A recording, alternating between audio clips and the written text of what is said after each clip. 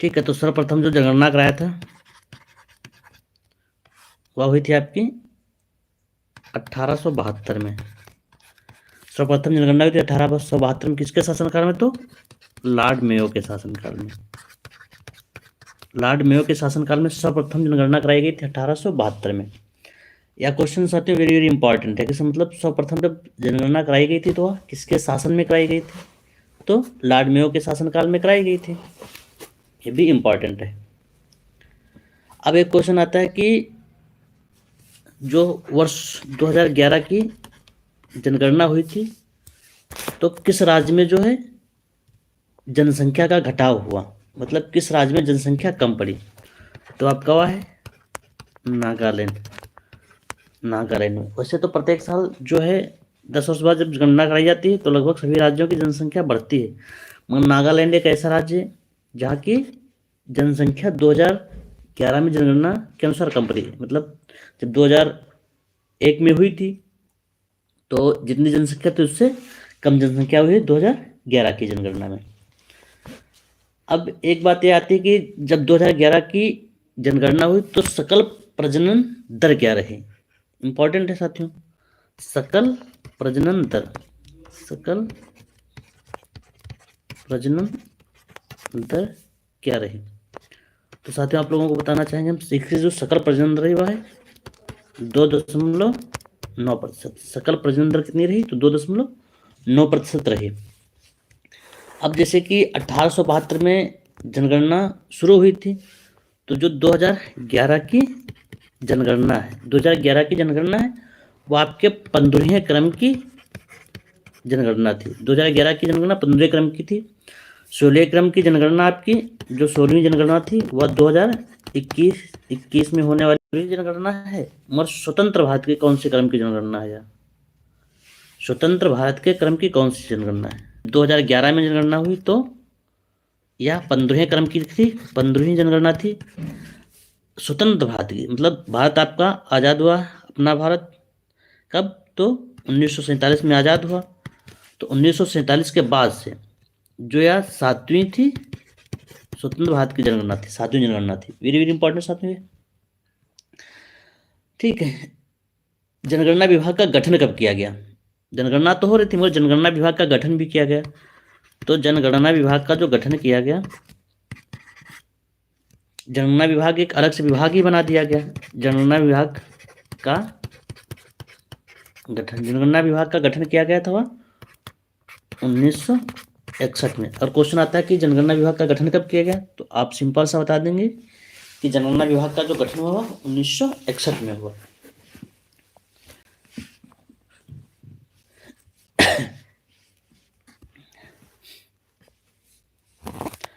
और कभी कभार आ जाता है कि राष्ट्रीय जनगणना आयोग का पुनर्गठन कब हुआ? गठन आपको तो पता चल गया कब हुआ, 1961 में। फिर पुनर्गठन कब हुआ? राष्ट्रीय जनगणना आयोग का पुनर्गठन। ठीक है, तो पुनर्गठन कब हुआ? तो 2005 में, जिसमें प्रधानमंत्री थे मनमोहन सिंह। तो प्रधानमंत्री मनमोहन सिंह के शासनकाल में जनगणना आयोग का दोबारा गठन किया गया।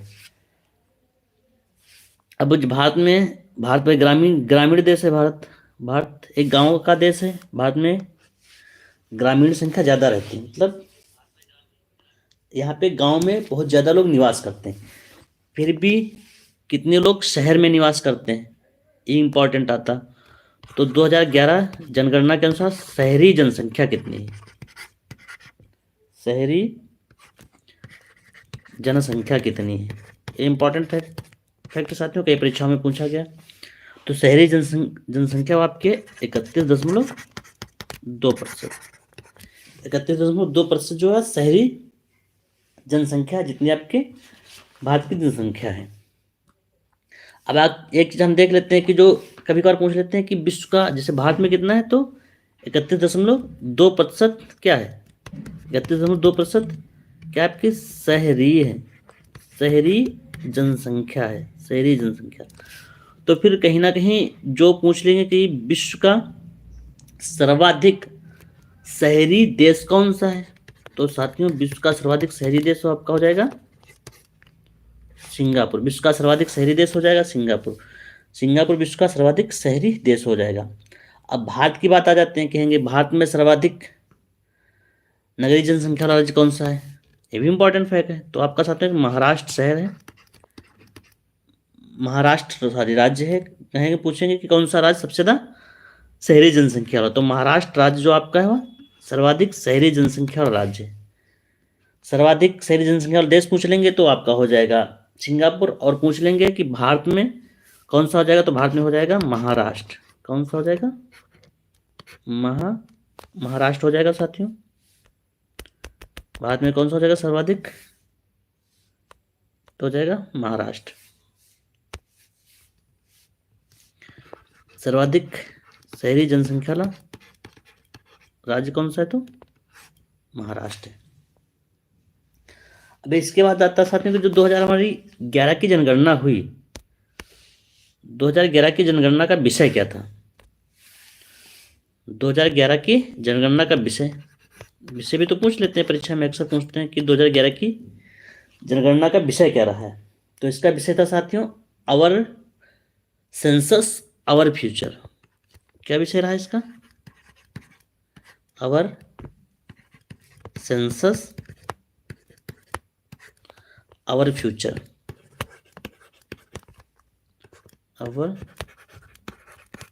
Future, our census our future, ये आपका अंग्रेजी का शब्द हो गया आवर सेंसस आवर फ्यूचर। अगर जो इसको हम हिंदी वे में जाएंगे, हिंदी में देखेंगे कि हाँ इसका शब्द का अर्थ क्या रहेगा, तो इसका रहेगा हमारी जनगणना हमारा भविष्य। हमारी जनगणना हमारा भविष्य।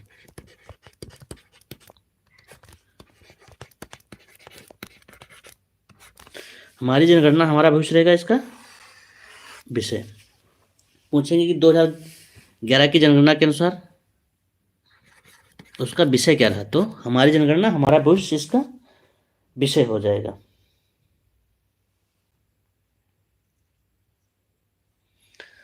अगला आ जाते हैं कि जब जनगणना हुई तो सर्वाधिक जनसंख्या किस राज्य की है। सर्वाधिक जनसंख्या, सर्वाधिक जनसंख्या किस राज्य के साथियों, तो सर्वाधिक जनसंख्या आपके उत्तर प्रदेश की। सर्वाधिक जनसंख्या किसकी, तो उत्तर प्रदेश की। जब सर्वाधिक की बात हो रही तो सबसे कम की भी बात हो जाए ना। सर्वाधिक संख्या आपका पता चल गया किसकी, तो उत्तर प्रदेश की। फिर एक बात आता है कि सबसे कम जनसंख्या किसकी, सबसे कम जनसंख्या किस राज्य की, सबसे कम जनसंख्या तो आपकी हो जाएगी सिक्किम। सिक्किम सबसे कम जनसंख्या किस राज्य की, तो हो जाएगी सिक्किम। सर्वाधिक जनसंख्या की बात आ जाएगी तो आपका उत्तर प्रदेश हो जाएगा, और सबसे कम जनसंख्या की बात आएगी तो आपका हो जाएगा सिक्किम। सिक्किम में सबसे कम जनसंख्या थी 2011 की जनगणना के अनुसार पूरे देश की। अब जब जो है उत्तर प्रदेश में सर्वाधिक जनसंख्या थी, तो विश्व जो देश है आपका है, देश की कितने प्रतिशत जनसंख्या उत्तर प्रदेश में निवास करती है। देश की कितने प्रतिशत जनसंख्या उत्तर प्रदेश में निवास करती है, तो देश की 16.5% जनसंख्या, देश की 16.5% जनसंख्या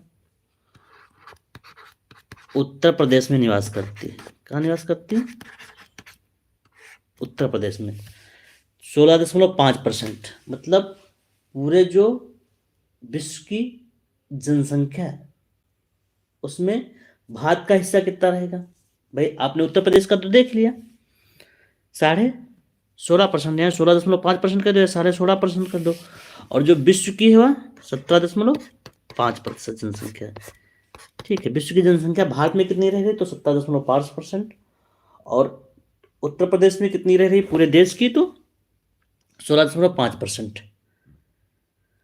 एक क्वेश्चन आता है, महोदय श्री उत्तर प्रदेश के किस नगर को कहा जाता है? नगर महोदय श्री किसको कहा जाता है? नगर महोदय श्री किसको कहा जाता है?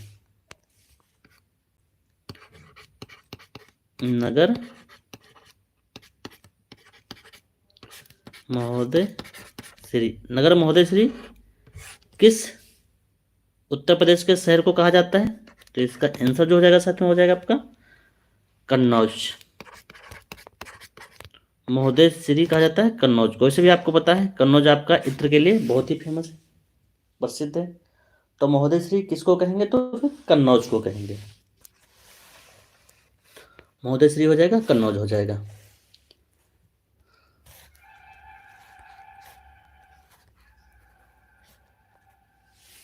अब बात आ जाती है कि जो है जनगणना आयोग, जो जनगणना है कराता कौन है? तो केंद्र सरकार कराती है। केंद्र सरकार में जो इसका होता है जनगणना आयुक्त, ठीक है, जनगणना आयुक्त इसका जो प्रमुख होता है, जो जनगणना कराने का पूरा दायित्व होता है, जनगणना आयुक्त। जनगणना आयुक्त की बात कर लेते हैं साथियों। जो 2011 की जनगणना थी उसमें जो जनगणना आयुक्त रहे थे वह डॉक्टर सी चंद्रमौली रहे थे। डॉक्टर चंद्रमौली रहे थे।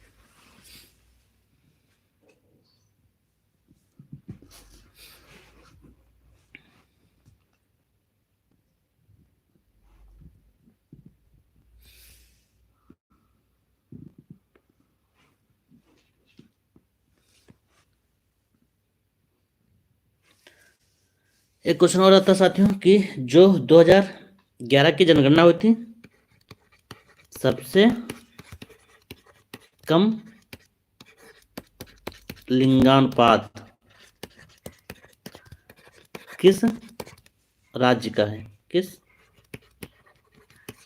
राज्य का है? तो इसका सही आंसर हो जाएगा साथियों हरियाणा। क्या आंसर हो जाएगा सही इसका? हरियाणा हो जाएगा। इसका सही आंसर हो जाएगा हरियाणा। हरियाणा का जो लिंगानुपात है वह सबसे कम रहा। अब लिंगानुपात क्या होता है इस टॉपिक भी थोड़ा बात कर सकते हैं हम लोग, क्योंकि लिंगानुपात भी एक टॉपिक है, आप लोगों को शायद याद हो या ना याद हो, पता है ना पता हो, हम अपनी तरफ से क्लियरफाई कर दें। लिंगानुपात क्या होता है?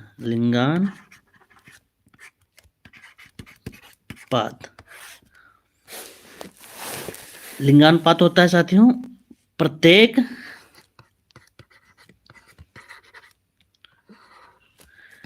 1000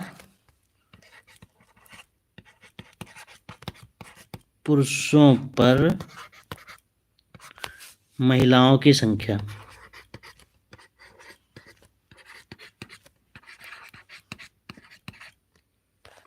प्रत्येक 1000 पुरुषों पर महिलाओं की संख्या, इसको लिंगानुपात कहते हैं। मतलब प्रत्येक 1000 पुरुषों पर महिलाओं की जितनी संख्या रहेगी उसको हम लिंगानुपात कहेंगे। जैसे भारत में जो है प्रत्येक 1000 पुरुषों पर महिलाओं की संख्या 943। कब? 2011 की जनगणना के अनुसार भारत में जो लिंगानुपात है वह 943 है। मतलब प्रत्येक 1000 पुरुषों पर महिलाओं की संख्या लिंगानुपात कहलाती है। जैसे भारत का लिंगानुपात कितना है साथियों? तो है 943। कई बार पेपर में खूब पूछा जाता है कि भारत का लिंगानुपात कितना है, तो आप तुरंत बता देंगे 943। 1000 पुरुषों पर महिलाओं की संख्या कितनी है? तो 943 हो जाएगी।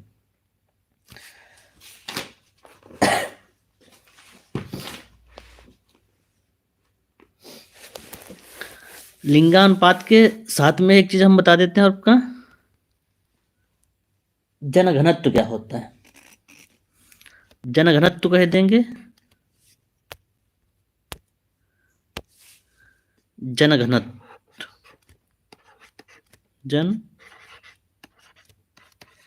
जनघनत्व कह देंगे या जनसंख्या घनत्व कह देंगे, एक ही चीज होती है, जनघनत्व या जनसंख्या घनत्व। भारत में जो जनघनत्व है वह है 382 व्यक्ति प्रति वर्ग किलोमीटर। 382 व्यक्ति प्रति वर्ग किलोमीटर आपके वहाँ का जनघनत्व है। मतलब भारत में जो 382 व्यक्ति प्रति वर्ग किलोमीटर पर रहते हैं, 382 बहुत बड़ी संख्या साथियों। जैसे वर्ग किलोमीटर कितना है, 382 व्यक्ति प्रति वर्ग किलोमीटर, प्रति वर्ग किलोमीटर, 382 व्यक्ति प्रति वर्ग किलोमीटर पर जो अपने यहाँ का भारत देश का जनसंख्या घनत्व है।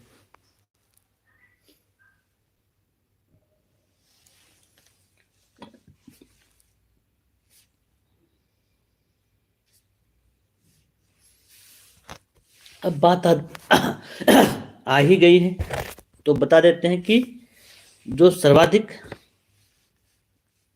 जनघनत्व है, सर्वाधिक जनघनत्व कहाँ का है तो और जो हम यूनियन टेरिटरीज में बात करेंगे तो दिल्ली का हो जाएगा सर्वाधिक जनघनत्व, और अगर जो हम राज्य में करेंगे तो बिहार का हो जाएगा। ठीक है, सर्वाधिक जनघनत्व किसका हो जाएगा, बिहार का हो जाएगा। अब सबसे कम जनघनत्व किसका कह रहेगा, सबसे कम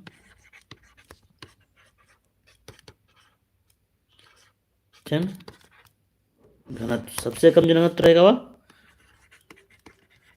अरुणाचल प्रदेश का।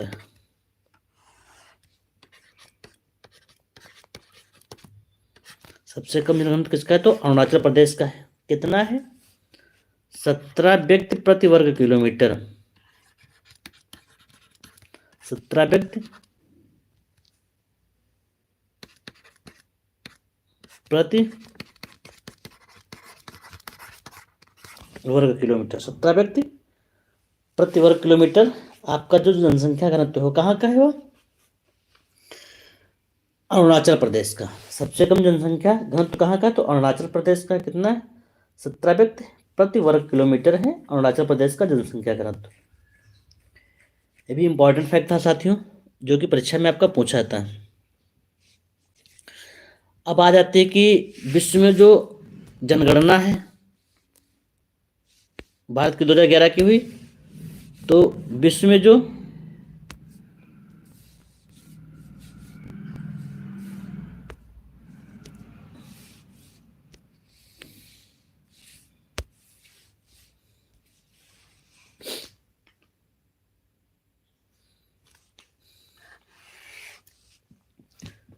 जनगणना हुई, ठीक है, तो विश्व में जो भारत का स्थान है जनसंख्या में,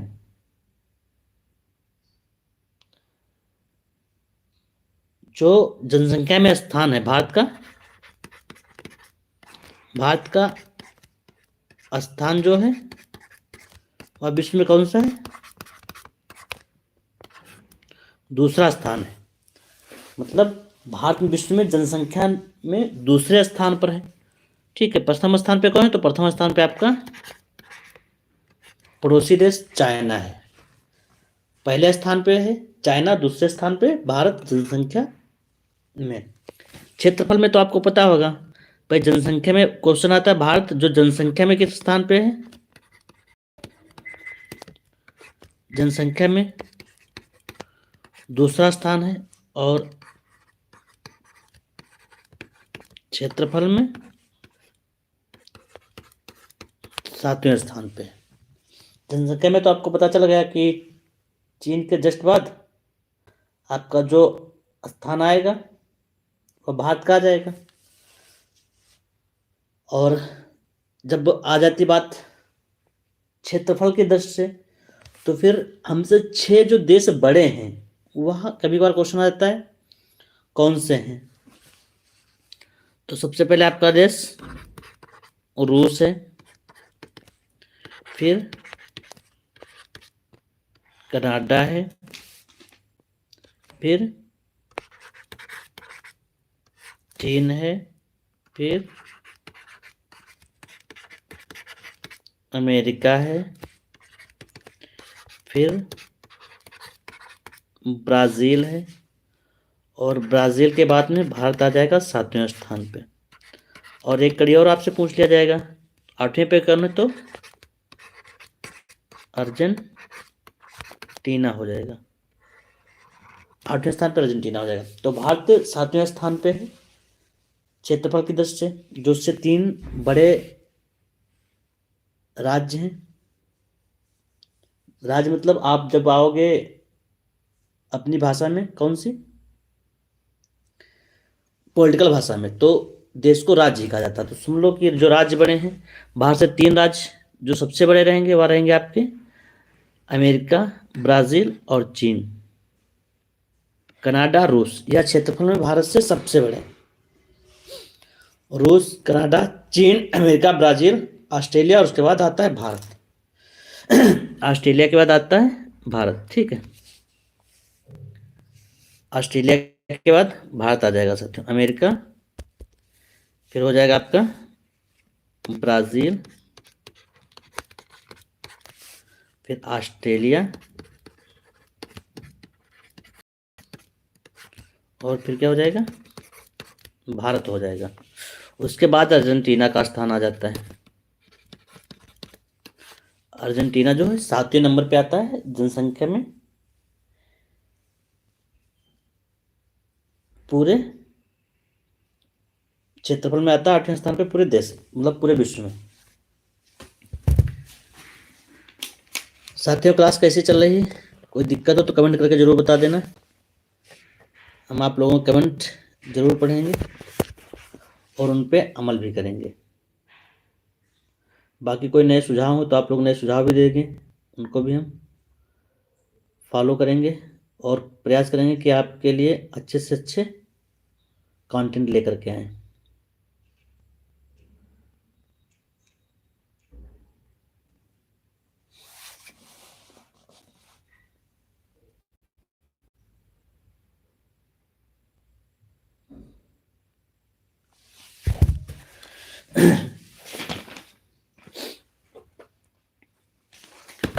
कुछ आप लोगों को फैक्ट हम बता दे रहे हैं 2011 की जनगणना के अनुसार, जो कि वेरी वेरी इंपॉर्टेंट है।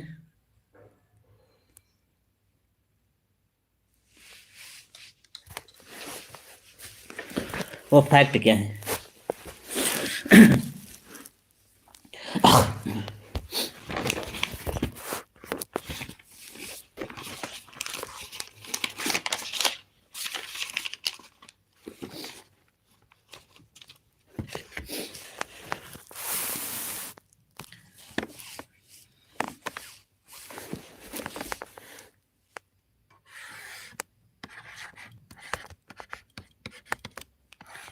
2011 की जनगणना के कुछ फैक्ट बता दे रहे हैं आपको। तो यहाँ पे कुल जनसंख्या बता दे रहे हैं हम आपको कितनी है। कुल जनसंख्या, तो कुल जनसंख्या साथियों कितनी है वह आपकी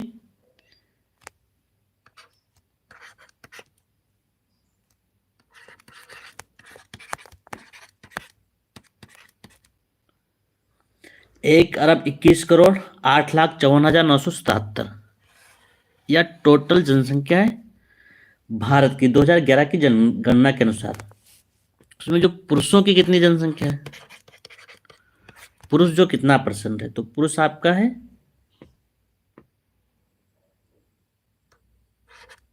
51.47%, और महिला कितनी,